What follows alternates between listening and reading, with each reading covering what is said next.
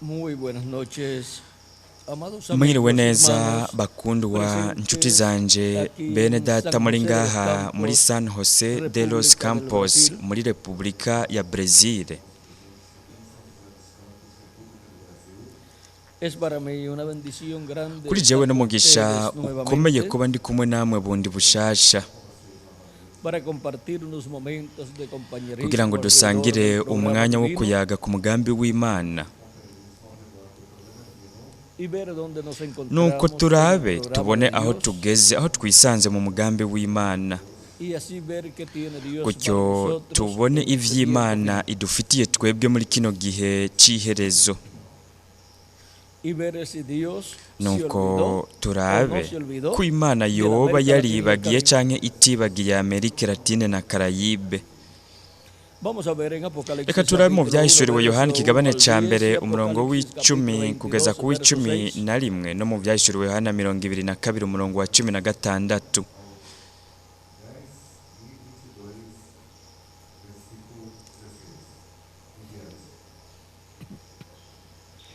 Dice así: Yo estaba en el Haravuga Espíritu en el día del hati Señor, ku y munsi oí w'Imana detrás nari de mí muri una gran mwemu voz como de numva inyuma trompeta, yanje ijwi rirenga nk'iry'inzamba que decía: Yo soy el Alfa y el rivuga Omega, riti el ndi primero Alfa na y el Omega último. uwa mbere n'uw'iherezo. Y ahora leemos en Ubu naho Apocalipsis dusome no mu capítulo vyahishuriwe 22, Yohana verso ikigabane 6, ca 22 umurongo wa 16, donde dice: ahavuga Yo hati Jesús he jewe enviado mi Yesu ángel para ntumye daros umumarayika daros wanje testimonio de estas gushingira cosas intahe mwebwe en las ivyo iglesias. Yo soy la kubw'amashengero. raíz y el linaje de David, Ni jewe la munago estrella wo ku gishitsi ca resplandeciente Dawidi, de la mañana. ndi umwuzukuruza wiwe kandi ndi kinyenyeri g'ikibibatsi cyo mu gaturuturu.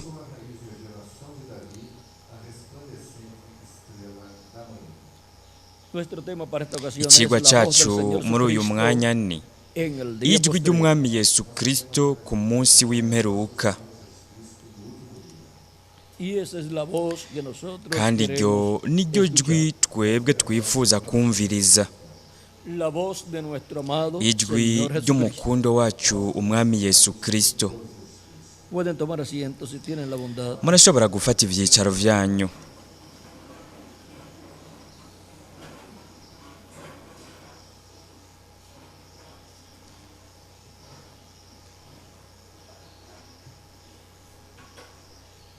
Es muy importante saber Ni ingirakamaro cyane que para escuchar la voz de Dios kumenya yuko kugira ngo twumve ijwi ry'Imana necesitamos encontrar dukeneye por kubanza medio de quién kubona Dios está hablando. uw'Imana iriko iravugiramwo, Porque no hará nada del Señor Jehová kuko uhoraho sin que umwami antes ntaco revele sus azokwigera secretos a sus akora siervos, atabanje sus kwibira profetas. akabanga abasavyi biwe ari bo bavugishwa nawe. Así nos dice por medio del profeta Uko niko Amós, tubwirwa biciye mu muvugishwa n'Imana en el Amosi capítulo 13, verso 7, mu kigabane ca 3 ku murongo w'indwi. y por medio del profeta Kandi Moisés, biciye mu nos muvugishwa dice en n'Imana Deuteronomio Mose capítulo turabwirwa mu gusubira mu vyagezwe ikigabane ca 18 verso 15 en adelante, ku murongo wa 15 kabandanya haravuga hati uhoraho Imana yanyu azobahagurukiriza uwuvugishwa nawe ameze nkanje ava muri mwebwe mubi wanyu azaba ari we mwumvira. conforme todo lo que pediste a Jehová tu Dios en Horeb el día de la Bizoba nk'uko asamblea, mwabisavye diciendo, uhoraho no Imana vuelva yo a oír yanyu la voz de muri Jehová mi Dios, Horebu ni vea yo más kuri este wa gran munsi fuego mwari para que no mukoranye, aho mwavuga muti ntidusubire kumva ijwi ry'uhoraho Imana yacu no kubona ujya muri ruhambaye ntiduhave dupfa. Y Jehová me dijo, han hablado bien en Uhoraho lo que han dicho. akambarira ati ivyo babivuze neza, Profeta les levantar de medio de sus hermanos, ati como nzobahagurukiriza tú, y pondré mis uwuvugishwa palabras nanje en su ava mu boca, biwabo y él les ameze hablará nkawe, todo lo que yo ati le nzoshira mandare. amajambo yanje mu kanwa kiwe nawe azobabarira ivyo ndamugeze vyose.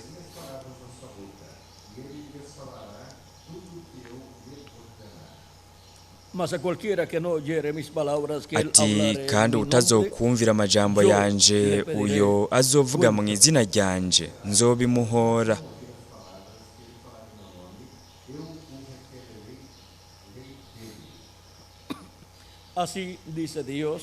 uko niko Imana ivuga biciye mu muvugishwa n'Imana Mose.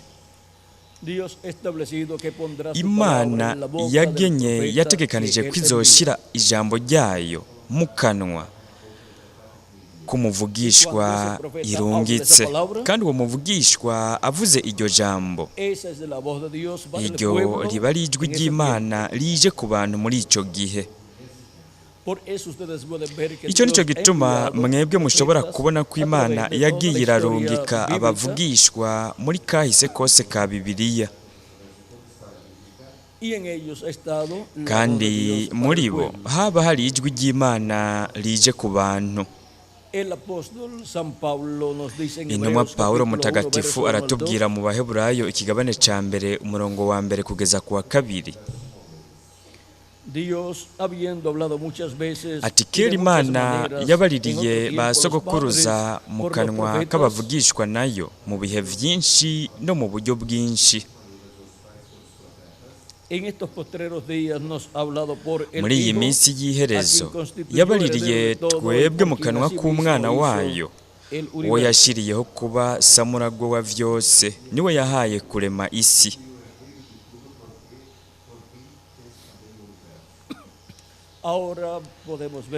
Nuko rero turashobora kubona yuko Imana yavugiye mu isezerano rya kera ivuga biciye mu bavugishwa.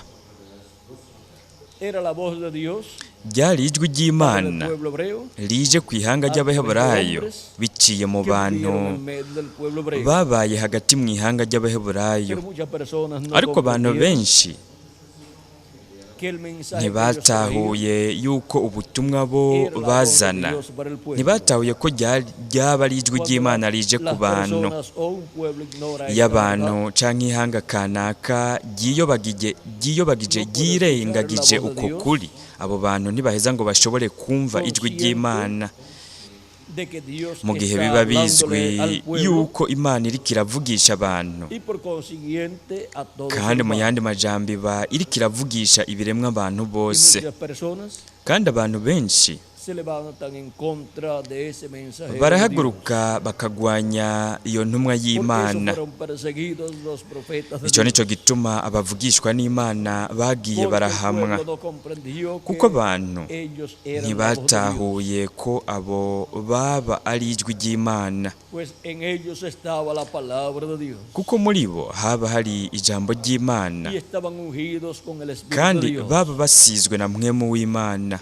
Ryari ijwi ry'Imana rije ku bantu muri buri gihe. Muri Zekariya ikigabane c'indwi umurongo wa 11 kugeza ku wa 12,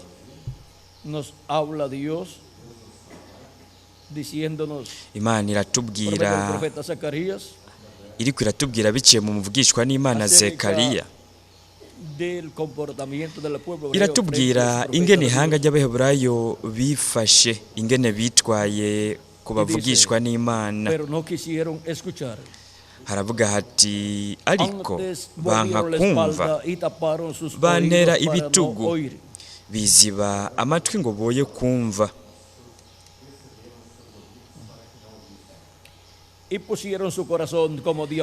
Mbere bikomantaje imitima imera nk'isare, ngo boye kumva ivyagezwe n'amajambo uhoraho nyene ingabo yarungitse muri mpwemu wiwe, ayavugira mu bavugishwa nawe ba kera. Nico catumye uburake buhambaye buva kuhoraho nyene ingabo.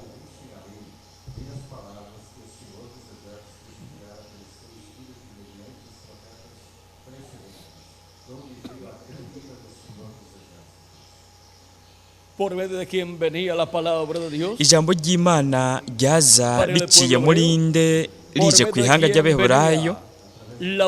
Ijwi ry'Imana ryaza biciye muri nde rije ku ihanga ry'Abaheburayo, ryaza biciye mu bavugishwa abari barimwo mpwemu w'Imana. Kandi Imana yashira iryo jambo mu mutima no mu kanwa k'abo bavugishwa.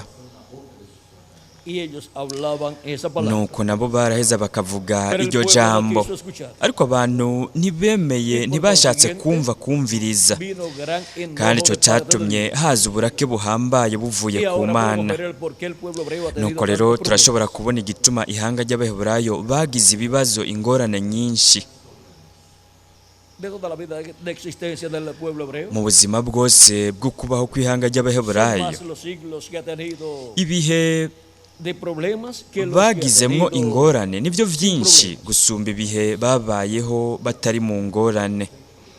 ¿Y por qué? Kandi ni kubera iki? Ni kubera ko batemeye, banse kumva ijwi ry'Imana Edades. mu bihe byabo bitandukanye, Y por eso ha kandi venido gran enojo de parte ibyo de Dios. byatumye haza uburake buhambaye bubaza ko buvuye ku Mana. En Deuteronomio capítulo 30, nimurabe mu gusubira mu vyagezwe ikigabane cya 30, Dios habla para el pueblo hebreo Imana iravuga ihanga ry'Abaheburayo, y le dice, ikababwira iti, sucederá que cuando vieren venido iravuga sobre ti iti todas estas igihe cosas, ivyo vyose bizoba vyabashitseko, la bendición y la maldición que he puesto delante de ti, ivy'umugisha n'umuvumo nabashize imbere, y te arrepintieres en medio de todas las naciones a donde te hubiere mukavyibukira arrojado iyo Jehová tu muri Dios, mu mahanga yose aho Uhoraho Imana yanyu azoba yabirukaniye, y te convirtieres a Jehová tu Dios, mugahindukirira Uhoraho Imana yanyu, y obedecieres su voz conforme a todo lo que yo te mando hoy, mukamwumvira muri y byose tú y tus hijos nk'uko con mbibagera todo tu uyu corazón munsi, y con toda tu alma, mwe n'abana banyu mumwumvirishije imitima yanyu yose n'ubugingo bwanyu bwose. entonces Jehová hará volver a tus cautivos y Uhoraho tendrá Imana misericordia de ti, yanyu y volverá a azotuma recogerte de muhindukira entre todos los muve mu pueblos a kinyago, donde te hubiere abagirire esparcido ikigongwe, Jehová tu Dios. asubire kubakoraniriza hamwe, abakuye mu mahanga yose azoba yarabasabagirije, aho azoba yarabasabagirije.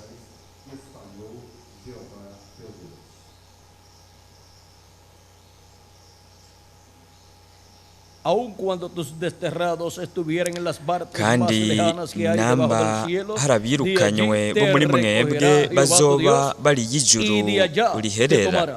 Uhoraho Imana yanyu azobakurayo, abakoranye mbere, iyo niho azoja kubazana.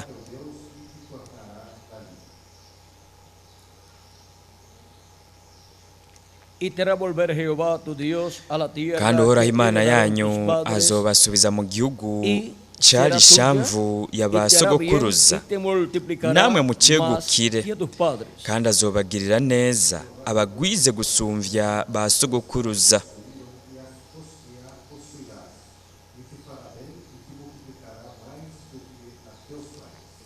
Y circuncidará kandi Jehová Uhoraho tu Dios Imana tu yanyu corazón, y azokuraho el corazón de kudakebwa tus ko mu mitima descendientes, yanyu de tu descendencia, nuko mu para que mitima ames a y'uruvyaro Jehová tu Dios rwanyu, con todo kugira tu ngo corazón mukundishe y con imitima toda yanyu tu alma, yose a fin n'ubugingo de que bwanyu vivas. bwose mubone kubaho.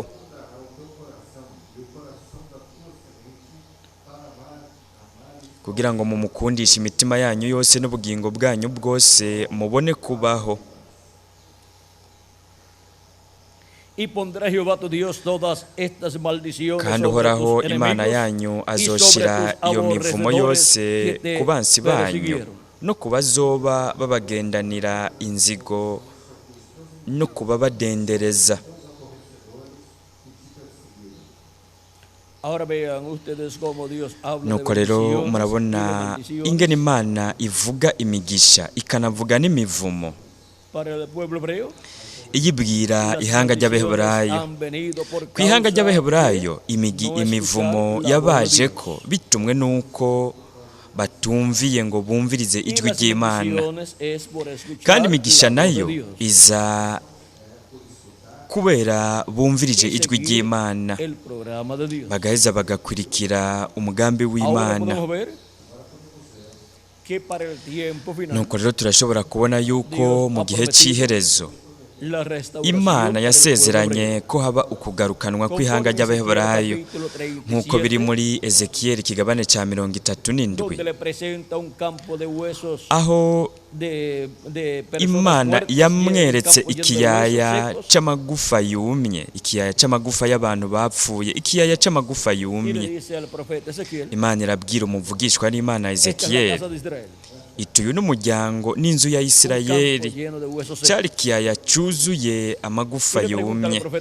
Imana irabaza umuvugishwa n'Imana Ezekiyeli iti mbega aya magufa yoshobora kuba mazima? Umuvugishwa n'Imana Ezekiyeli arabwira Imana ati mwamuhoraho niwe wuwo bimenya, kuko Ezekiyeli yari azi ikintu kimwe, yuko ata kintu na kimwe kidashobokera Imana. Kandi nimba Imana mu mugambi wayo mu nteguro yayo itegerezwa kuzozura icyo kiyaya cy'amagufa yumye, izobikora mu ishengero ry'Umwami Yesu Kristo. Imana izozura abantu ibazure bari mu mibiri ihoraho, izozura abantu bamwe muri bo bapfuye haheze imyaka 500 cyangwa 1000 cyangwa 2000, kandi amagufa yabo yaramaze guhinduka nk'umukungugu, nk'ivu.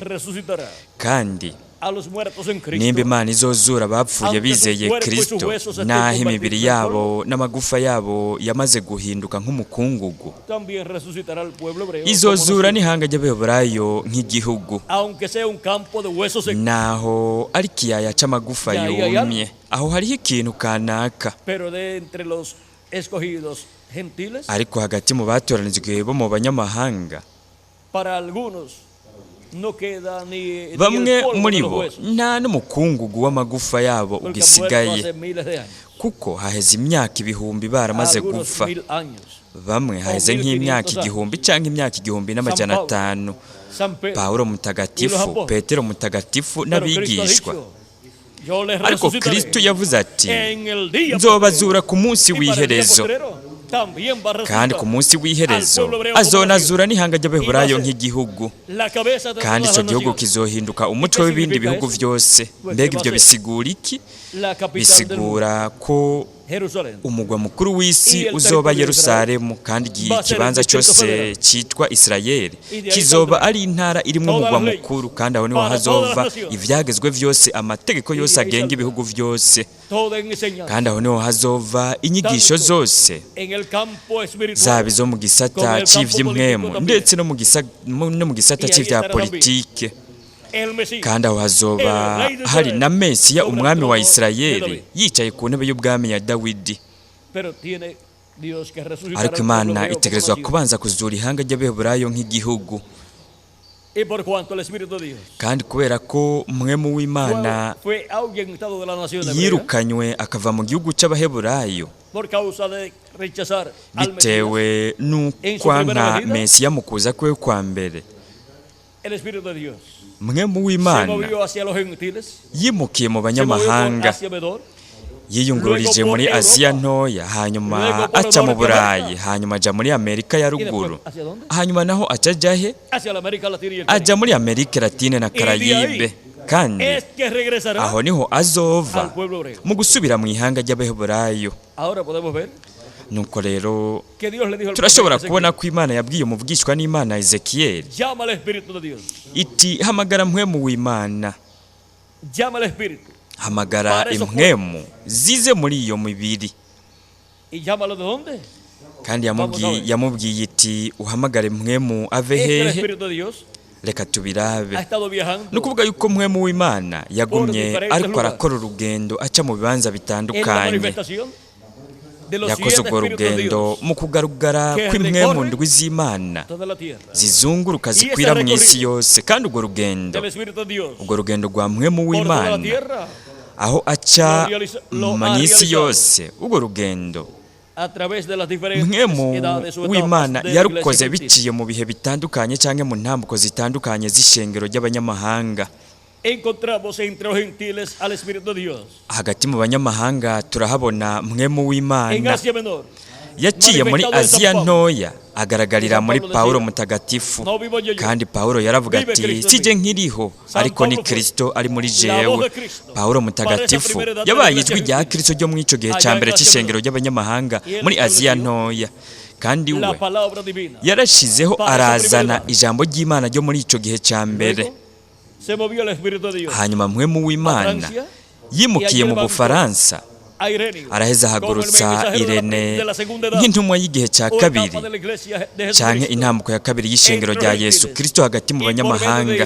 Kandi biciye muri Irene, Yesu Kristo ari muri mwemu yera yaravugishije abantu, y él fue la voz de Dios. kandi uwo yabaye ijwi ry'Imana, ijwi rya Yesu Kristo ryo muri iyo ntambuko ya kabiri y'ishengero mu banyamahanga.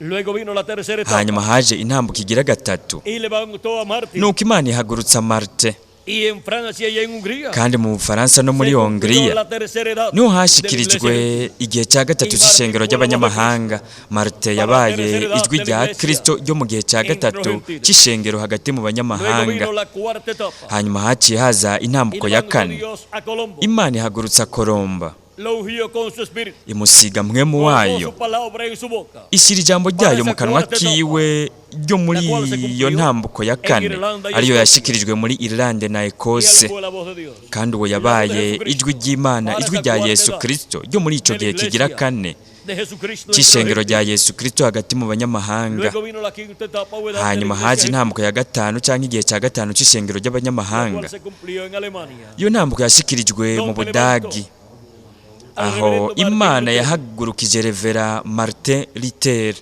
El cual, ungido por el Espíritu de Dios, uwo asizwe na mwemu trajo la w'Imana palabra de Cristo yarazanye ijambo rya para Kristo el pueblo. arizanira Él fue la abantu. voz de Cristo. We yabaye ijwi rya Kristo ryo muri iyo ntambuko ya gatanu y'ishengero hagati mu Y se banyamahanga. cumplió en Iyo Alemania. ntambuko yashyikirijwe mu Budagi. Luego vino la sexta etapa de la Hanyuma iglesia, haje intambuko ya gatandatu y'ishengero hagati mu banyamahanga, la cual se cumplió en Inglaterra. ahari icyo gihe cyashyikirijwe mu donde Dios Bwongereza, levantó a Juan aho Wesley Imana yahagurukije Yohana y Wesley, colocó su palabra en su boca. ishyira ijambo ryayo mu kanwa Y kiwe, él trajo el mensaje de Cristo kandi we yarazanye ubutumwa bwa para la Kristo iglesia de Jesucristo. abuzana ku ishengero rya Yesu Kristo. En Juan Wesley. Yesu Kristo niwe yari muri Yohana Wesley, ariko aravugisha ishengero ryiwe, ariko aravugisha ibiremwa abantu bose, Porque por medio de estos kuko mensajeros, biciye muri izo ntumwa Cristo ha hablado Kristo a su iglesia yaravugishije y al ishengero mundo entero. ryiwe, avugisha n'isi yose y'iva ikagera.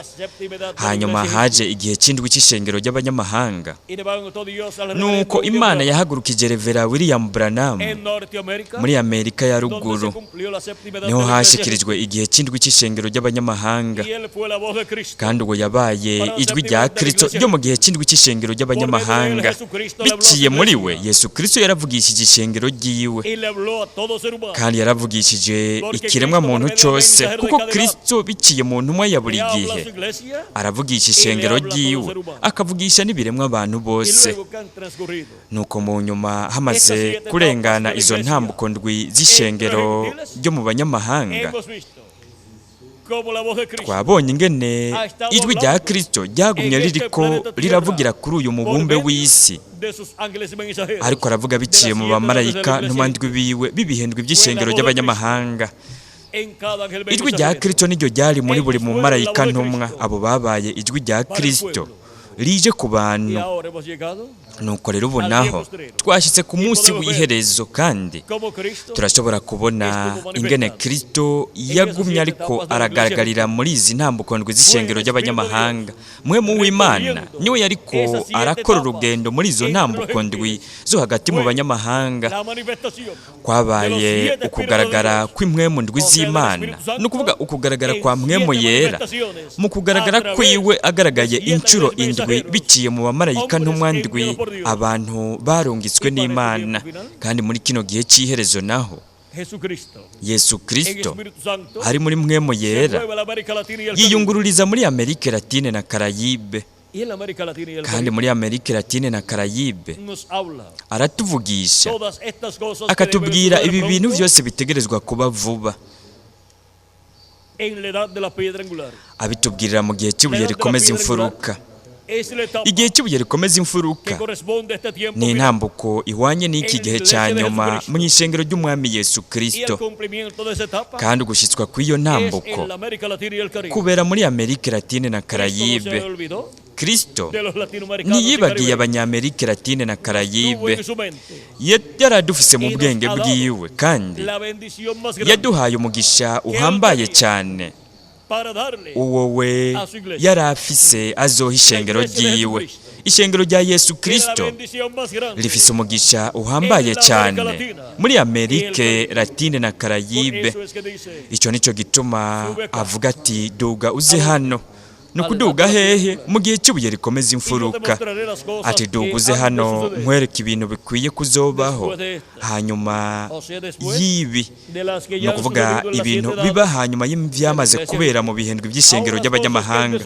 Nuko rero ibintu bigiye kubera mu gihe cy'ibuye rikomeza imfuruka, Kristo agira bimenyekanishe, kandi we avuga akoresheje ijwi rirenga ry'inzamba. Mu byahishuriwe Yohana ikigabane cya 4 umurongo wa 1 abimenyesha, ariko aravuga akoresheje iryo jwi rirenga ry'inzamba ati duguze hano nkwereke ibikwiye kuzobaho hanyuma y'ibi byamaze kuba. Nuko rero ninde azoba ariko aratuvugishirizamo, ariko aratubwira ibi bintu byose bitegerezwa kuba vuba? Kuko nta na kimwe azokwigera akora atabanje kwibira akabanga kiwe abasavyi biwe ari bo avugisha.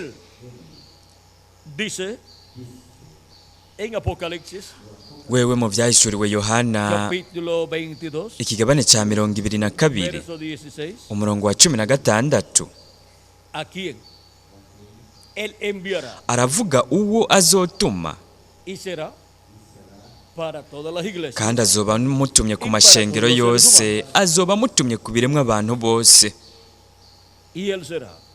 kandi uwo azoba ari ijwi rya Kristo, kuko Kristo azoba ari muri we, agaragariye muri we mu kugaragara kwa nyuma kwa Kristo, agaragariye mu ishengero ryiwe, kandi biciye muri uyo Kristo azoba ariko aratubwira ibi bintu byose bitegerezwa kuba vuba. Kandi mbega uwo muntu ninde? Reka Yesu wenyene avyivugire. Uyo niwe muntu Kristo yavuze ko cyane. Uyo niwo muntu yerekanywe cyane na Kristo mu zindi ntumwa zose izo Kristo yari kuzotuma.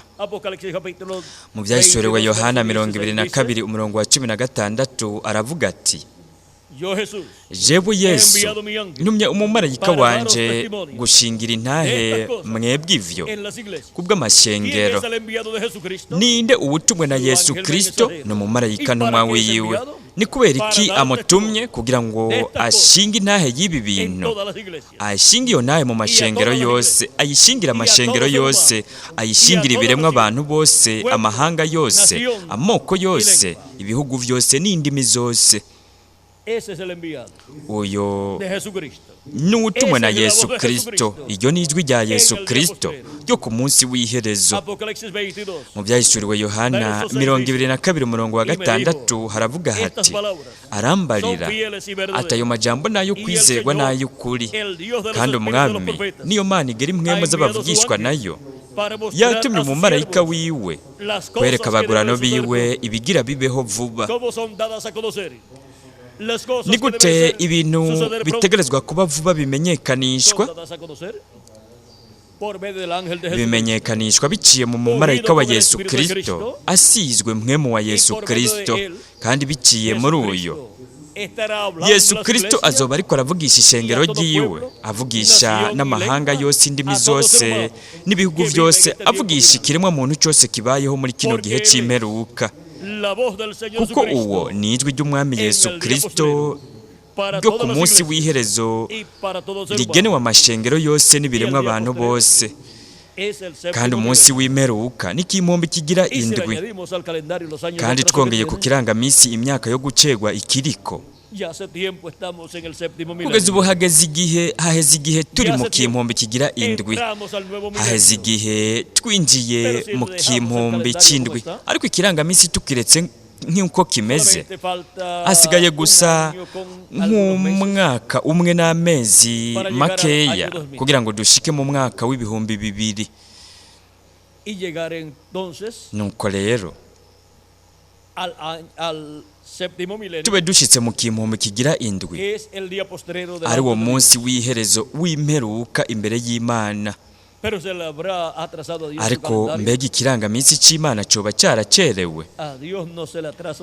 Ikirangaminsi c'Imana ntigicegwa, kandi nimba ikirangaminsi cayo kitaracegwa, kugeza ubu turi ku munsi w'iherezo, mu gihe aho umuntu wese ahamagariwe kuba ariko arumviriza ijwi ry'Umwami Yesu Kristo ku munsi w'iherezo. Nuko rero turabonye ijwi rya Yesu Kristo iryo ari ryo. Ni ijwi rya marayika w'isezerano, ijwi rya marayika w'uhoraho, byumvikana biciye mu mumarayika ntumwa wiwe, umumarayika ntumwa wiwe ariwe muvugishwa n'Imana wa nyuma, uwo Yesu Kristo arungika ku isi.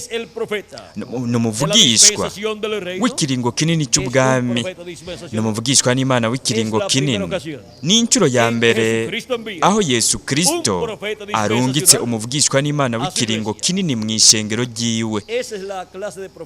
Ubwo ni rwego rw'umuvugishwa akomeye cyane uw'Imana irungika ku mubumbe w'isi.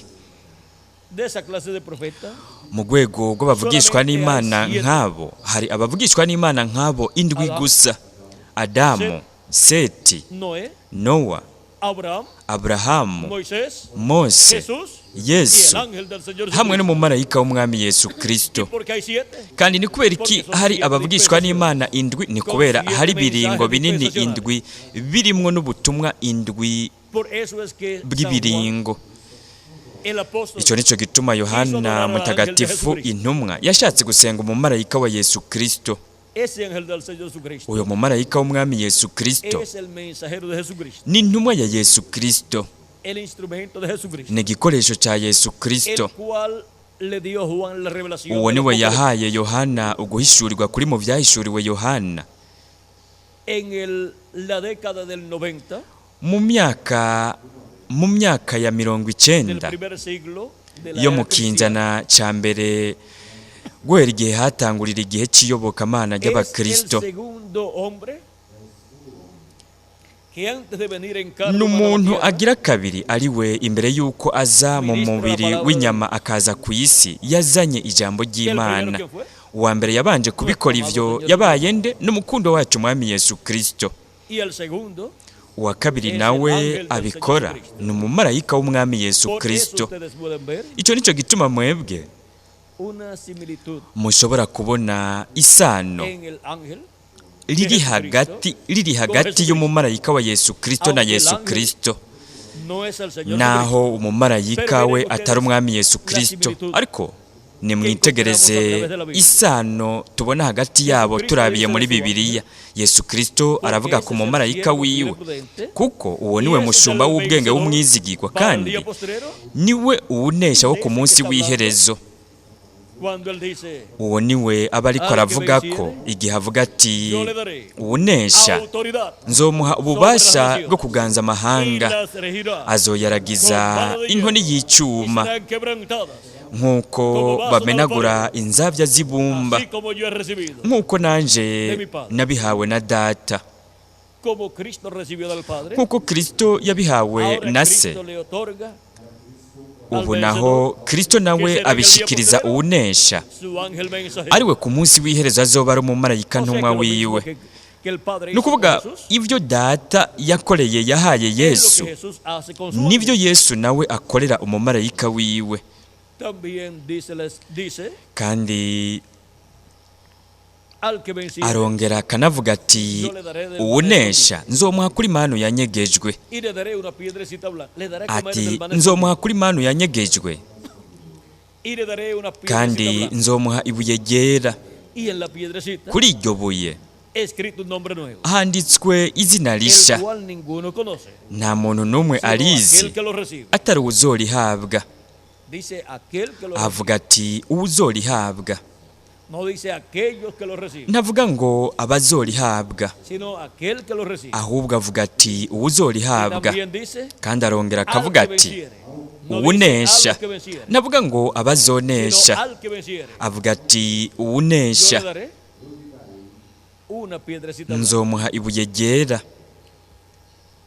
El mensaje siempre es dirigido al Ubutumwa mensajero. buri gihe burungikwa ku ntumwa, Y el pueblo que está con el mensajero kandi abantu baba bari kumwe n'intumwa recibe las bendiciones baraheza bakaronka imigisha que y'Imana Dios le da al mensajero iy'Imana iha iyo ntumwa, kuko iyo ntumwa iyo migisha iyisangira n'abantu bakira y ubutumwa porque es el bwayo, pueblo kandi icyo nicyo gituma abantu es el pueblo bakira ubutumwa bw'Imana n'abantu baba bakiriye umuvugishwa n'Imana, kandi mu yandi majambo baraheza bakaronka impera nk'iy'umuvugishwa n'Imana, baronka inyungu ziba zatumye Imana irungika uwo muvugishwa.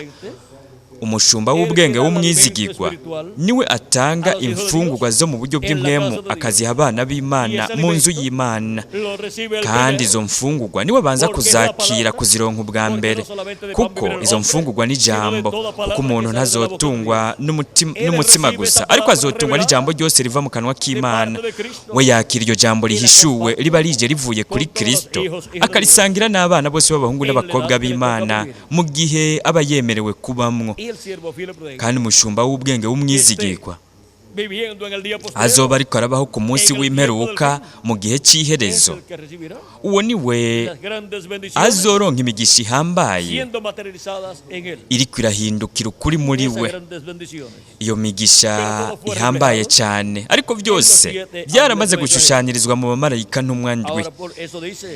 Icyo rero nicyo gituma avuga ati uwunesha akitondera ibikorwa vyanje agashyitsa ku iherezo.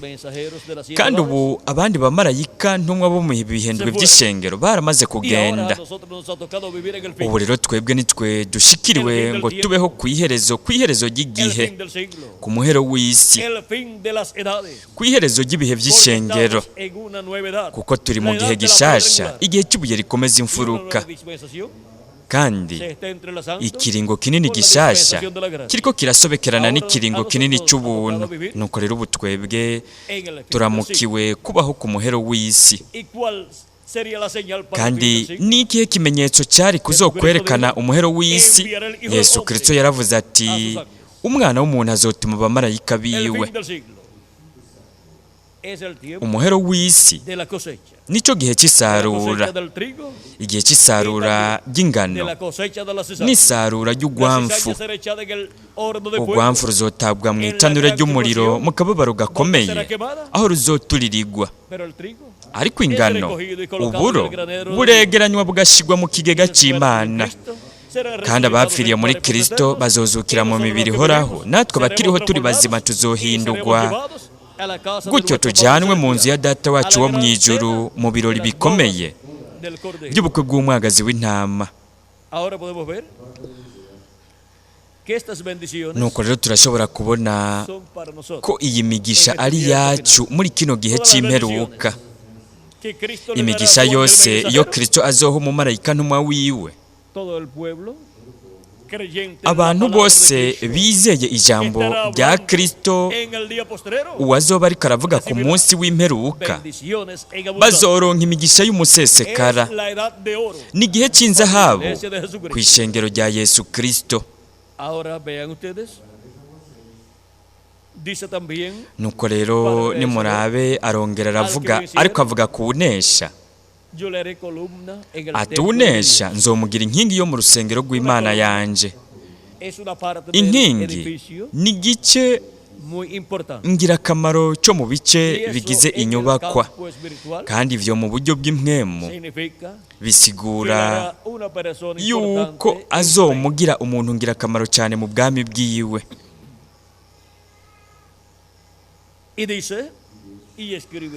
Kandi aranavuga ati nzomwandika ku izina ry'Imana yanje.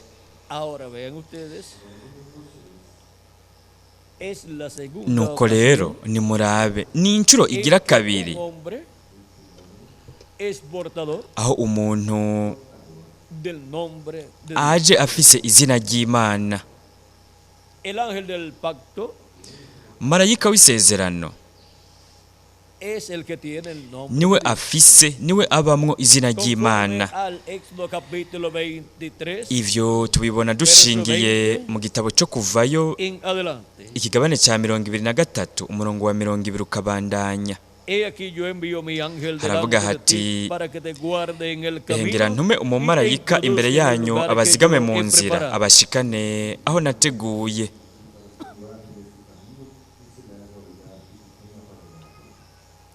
Guárdate delante de él Muze y oye su mumwubahe, voz. mumwumvire.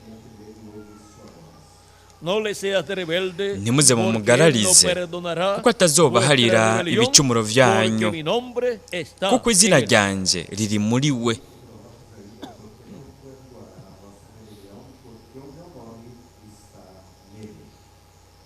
Y cuando el ángel del pacto vino en Kandi carne igihe humana, marayika w'isezerano yaza ari mu mubiri w'umuntu, cuando se hizo carne igihe yambara en la umubiri persona de Jesús, muri Yesu, ahí estaba el nombre de Dios aho para hari hari redención, izina ry'Imana ry'ubucunguzi. para morir en la cruz del Calvario, Yaraje kugira ngo apfire ku musaraba i Karuvariyo, la redención del ser humano, acungure ikiremwa muntu, quitar nuestros pecados adukure ku ibyaha byacu, y así ser libres. nuko gutyo duhinduke abidegemvya tubihawe n'umwana w'umuntu Yesu Kristo umucunguzi wacu. Y ahora, vean ustedes una cosa muy importante. Nuko rero ubu naho nimuraba ikintu ngirakamaro cyane. Continuamos leyendo. Tubandanye dusoma. Ya hemos visto que el ángel del Twamaze pacto kubona yuko tiene el marayika nombre de w'isezerano afise izina ry'Imana, niwe abamwo izina ry'Imana. Kandi igihe yaza ari mu mubiri w'umuntu, jambo yihinduye umuntu, aho hari hari izina ry'Imana ry'ubucunguzi, izina ritanga agakiza. Nta wundi muntu n'umwe yari gushobora gukora igikorwa cy'ubucunguzi sino Jesucristo. uretse gusa Yesu Kristo. Tenía dos cosas muy importantes. Yari afise ibintu bibiri ngirakamaro cyane canke bitatu. Era la persona portadora del Yari nombre we muntu afise izina ry'ubucunguzi, izina ry'Imana ry'ubucunguzi, y portador kandi del ángel del yari pacto, we muntu ari mu marayika que es el que tiene el w'isezerano. nombre de Dios. Uwo nawe niwe abamwo afise izina ry'Imana. En él estaba el ángel del pacto manifestado. Muri we hari hagaragariye marayika w'isezerano. Nadie más, Nta wundi muntu n'umwe yari gushobora gukora icyo gikorwa. aunque tuviera el nombre, Naho hari kuba hariho umuntu afise iryo zina, ariko uwo muntu yategezwa kuba afise marayika w'isezerano agaragariye muri we, ariko arakora icyo gikorwa. y ahora, en este pasaje, Nuko rero muri iki gisomwa cyo mu byahishuriwe Yohana ikigabane cya 3 umurongo wa 12, y escribiré sobre él el Yesu nombre de mi Dios aravuga ati, nzomwandika ku izina y ry'Imana el nombre de la yanje ciudad de mi Dios, n'iry'umugwa w'Imana la nueva yanje, Jerusalén, la cual niwo desciende del Yerusalemu cielo mushya wururuka uvuye mu ijuru de mi Dios, ku Mana yanje, y mi nombre nuevo. kandi nzomwandika ku izina ryanje rishya. Ahora ven ustedes cómo en Nuko otro rero nombre murabona ingene mu wundi va a venir muntu el nombre de Dios hazoza hari izina y el nombre de ry'Imana, la ciudad de nuestro Dios n'izina ry'umugwa w'Imana y el yacu, nombre nuevo del Señor n'izina Jesucristo. rishya ry'Umwami Yesu Kristo rizoza Y eso que lo rigaragaye. dice es Kandi Jesucristo. ivyo ubivuga ni Yesu Kristo umukundwa umucunguzi Si wacu. encontramos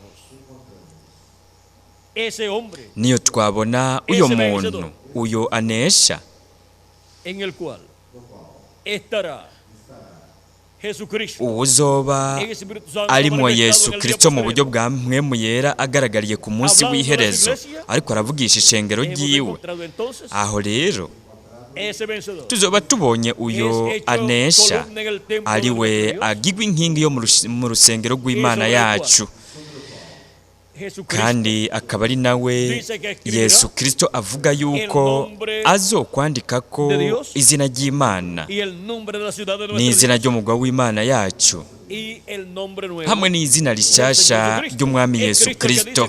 Kristo niwe avuga ko afise izina rishasha. Mbega none ninde yohava haririza Yesu Kristo?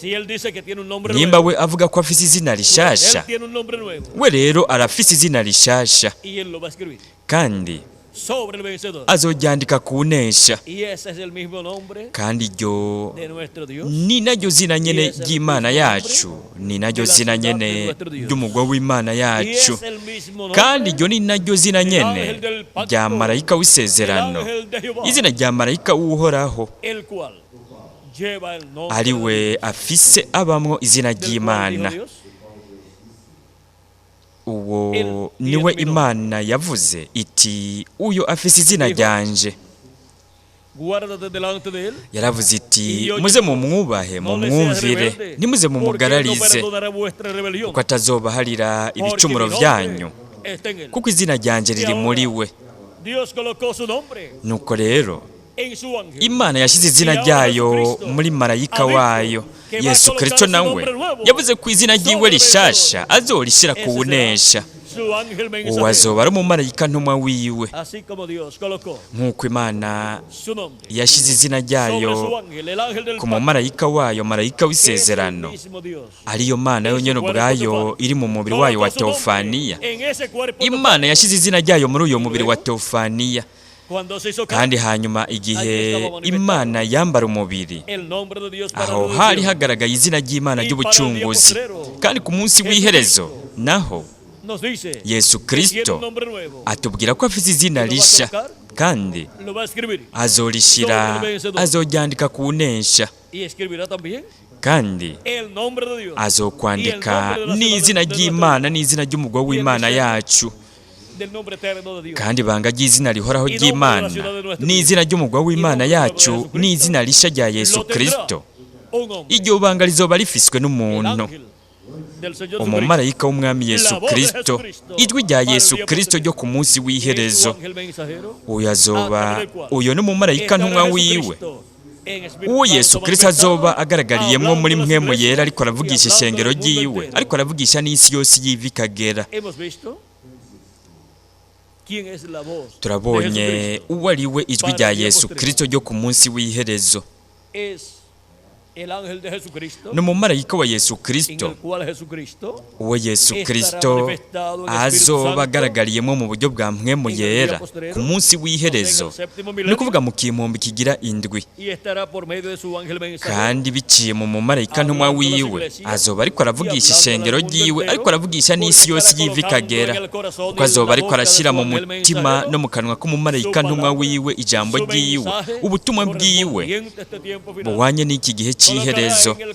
Azoshira mu mutima no mu kanwa k'umumarayika ntumwa wiwe, azohashira ubutumwa bw'inkuru nziza y'ubwami, kugira ngo uwo abubwire ishengero rya Yesu Kristo, abubwire ihanga ry'Abaheburayo, abubwire amahanga yose, ibiremwa abantu byose. Gutyo isi izokuzura ubumenyi bwo kumenya icyubahiro cy'uhoraho, nk'uko amazi abugereye mu kiyaga. Umubumbe w'isi wose uzokuzura ubumenyi bwo kuza kwa kabiri kwa Kristo, aje nk'intambwe yo mu muryango wa Yuda, nk'umwami w'abami n'uganza abaganza, mu gikorwa ciwe cyo kwisubiza ivyiwe.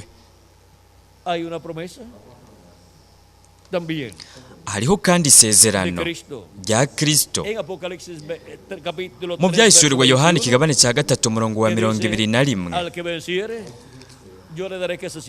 aho avuga ati unesha nzomuha kwicarana nanje ku ntebe yanje y'ubwami, nk'uko nanje nanesheje nkicarana na data ku ntebe yiwe. Ninde yicaranye na data ku ntebe yiwe? N'uwari afise izina ry'Imana ry'ubucunguzi, kandi uwo niwe marayika w'isezerano yari agaragariyemwo, ariko arakora igikorwa cy'ubucunguzi ku musaraba i Karuvariyo. Nuko rero ubu naho ninde azokwicarana na Kristo ku ntebe yiwe mu kimpumbi kigira indwi? Ni umumarayika ntumwa, uwo Kristo azoba agaragariyemo ku munsi w'iherezo, ariko arakora igikorwa cyo ku munsi w'iherezo. Kandi aho we azohashira izina ryiwe, kandi umumarayika ntumwa niwe azotahura, niwe azomenya iryo zina rishya ry'Umwami Yesu Kristo, rikaba ari n'izina rihoraho ry'Imana, rikaba ari n'izina ry'umugwa w'Imana yacu. Nuko rero turashobora kubona yuko mu kugaragara kwa Kristo agaragariye muri mpwemu yera biciye mu mumarayika ntumwa wiwe, turashobora kubona ko hazoba hariko haragaragara izina rihoraho ry'Imana, kandi mu yandi majambo igikorwa cy'Imana kizoheza gikorwe muri kino gihe cy'iherezo, kandi Imana izohembura, no kuvuga izoha ubuzima igikorwa cyayo muri kino gihe cy'iherezo, nk'uko umuvugishwa n'Imana Habakuki yasenze mu kigabane cya 3, igihe yavuga ati: Uhoraho, numvise inkuru zawe, nabonye igikorwa cyawe. Ewe Uhoraho, hembura icyo gikorwa cyawe hagati muri iyi myaka, ukimenyekanishe. Uguhembura igikorwa ni ukugiha ubuzima, kukibeshaho. Imana iriko irashitsa ibyo yasezeranye byo muri buri gihe, kandi muri kino gihe cyacu igikorwa cy'Imana ni igikorwa gihwanye n'igihe cy'ubuye rikomeza imfuruka n'ikiringo kinini cy'ubwami. Mwami, hembura igikorwa cyawe mu gihe cy'ubuye rikomeza imfuruka no mu kiringo cy'ubwami muri kino gihe cy'iherezo. Hindura ubuzima isezerano ryose watanze ryo ku munsi w'iherezo ryo mu gihe cy'ubuye rikomeza imfuruka no mu kiringo cy'ubwami. Nubwo igikorwa cyawe ukimenyekanishe, kandi kugira ngo ivyo bibe, dukoreshe Mwami muri kino gihe cy'iherezo. Shyira mu butumwa bwawe bwo kuri uyu munsi w'iherezo uguhishurirwa kose kw'ivyo uriko urakorera muri iki gihe cy'imperuka, kugira ngo gutyo bose bamenye igikorwa cyawe gihwanye n'iki gihe cy'iherezo. Shyira uguhishurirwa kw'Imana, uguhishurirwa kw'igikorwa cyawe cyose cyo kuri uyu munsi w'iherezo, uko guhishurirwa gushyire mu kanwa kawe mu ntumwa yawe, ari ryo jwi ryawe ryo kuri uyu munsi w'iherezo. Ndabisavye mu izina rihoraho ry'Umwami Yesu Kristo. Amen kandi amen. Ijwi rya Yesu Kristo ku munsi w'imperuka. Icyo nicyo cyari cyo kigwa cyacu cyo muri uyu mwanya. Ijwi ry'Umwami Yesu Kristo ku munsi w'iherezo. Ese Yesu Kristo yovuga imigisha ikomeye cyane buri munsi, akayiha umwe wese wo muri mwebwe, akayimpa nanje, kandi twebwe n'ubugingo bwacu bwose turayizeye, kandi izohinduka ukuri muri umwe wese wo muri mwebwe no muri jewe nanje. Imana ibahe umugisha, ibarinde, bazigame, mubandanye mugira ijoro ryuzuye imigisha ya Kristo. Reka sige ngaha bundi bushasha Revera Miguel Bermudez Marine kugira ngo abandanye asozere iki gice cyacu cyo muri uyu mwanya.